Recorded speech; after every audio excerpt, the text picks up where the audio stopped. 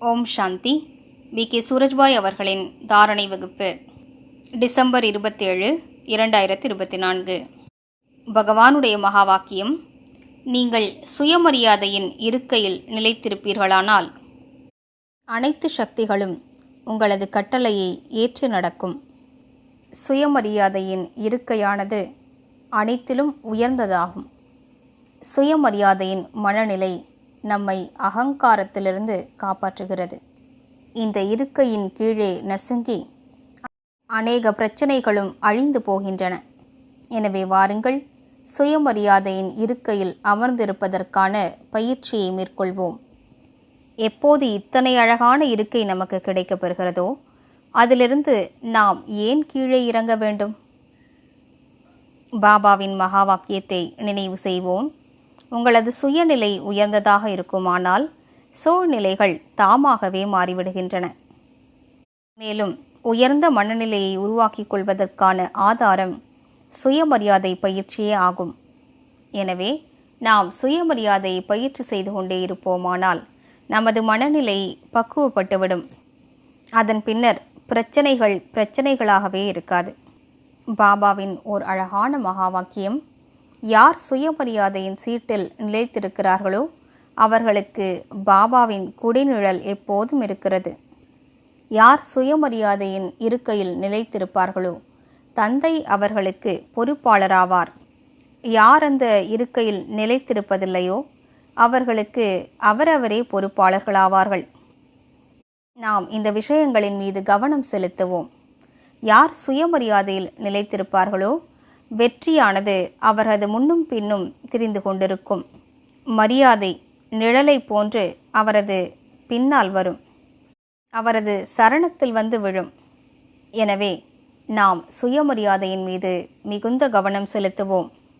பாபா நமக்கு என்னவெல்லாம் சுயமரியாதைகளை கூறியிருக்கிறாரோ அவற்றின் மீது கவனம் செலுத்துவோம். அவற்றை பற்றி சிந்தனை செய்வோம். ஒரு சுயமரியாதையை எடுத்துக்கொள்வோம். நான் வெற்றி ரத்தினமாவேன். இதனை பற்றி நாம் சிந்தனை செய்வோம். இதனை யார் கூறியது? சுயம் பகவான். யார் நம்மை நன்றாக அறிந்தவரோ அவரே கூறியிருக்கின்றார். குழந்தைகளே, நீங்கள் மாயையினை ஒவ்வொரு கல்பமும் வெற்றியடைந்திருக்கிறீர்கள். நீங்கள் வெற்றியாளராவீர்கள். உங்களிடம் மாயை மீது வெற்றியடைவதற்கான சக்தி இருக்கின்றது. உங்களது நினைவார்த்தமாகவே வெற்றி மணி மாலை உருவாக்கப்பட்டிருக்கிறது. அந்த மாலையின் மணிகளாகிய உங்களை நினைவு செய்தே பக்தர்கள் தமது பிரச்சனைகளிலிருந்து விடுபட்டு விடுகிறார்கள். அவர்களுக்கு சித்திகள் கிடைக்கப் பெறுகின்றன. அவர்கள் மகிழ்ச்சி அடைகிறார்கள். நீங்களோ சுயம் அந்த வெற்றி மணி மாலையின் மணிகளாவீர்கள். இதனை ஏற்றுக்கொண்டு சிந்தனை செய்வோம். பின்னர் ஆன்மீக போதையில் மூழ்கிவிடுவோம். நான் வெற்றியாளராவேன். மாயை என்னை விட பலவீனமானதாகும். நான் மிகுந்த சக்தி வாய்ந்தவனாவேன்.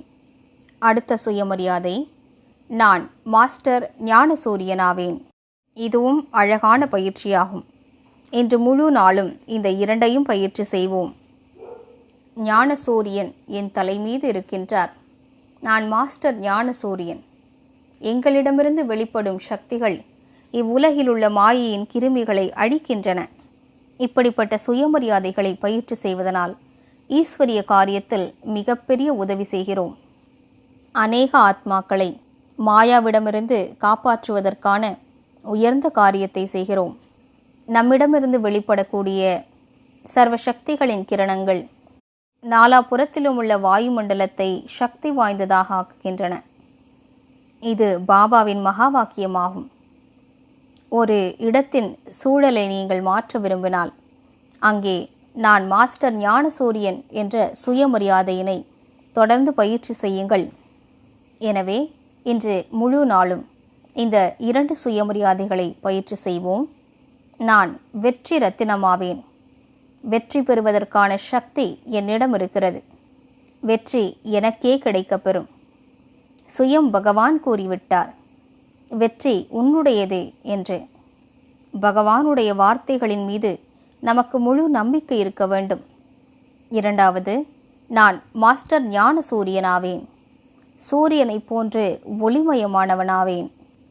தன்னைத்தான் ஜொலிக்கக்கூடிய ஆத்மாவாக காண்போம். எனது ஒவ்வொரு அங்கத்திலிருந்தும் பல வண்ணக் கிரணங்கள் பரவிக்கொண்டிருக்கின்றன என்று நினைவு செய்வோம். அதன் மூலம் நாலாபுறங்களிலும் உள்ள மாயையின் கிருமிகள் அழிகின்றன என்று பயிற்சி செய்வோம். அதேபோன்று பரந்தாமத்தில் ஞான சூரியன் பிரகாசிக்கின்றார். அவரது ஒளிக்கிரணங்கள் என் மீது பொழிகின்றன. நிரந்தரமாக என் மீது கிரணங்களின் பொழிவு இருந்து கொண்டே இருக்கிறது. பிறகு என்னிலிருந்து வெளிப்பட்டு நாலாபுறங்களிலும் பரவுகின்றன.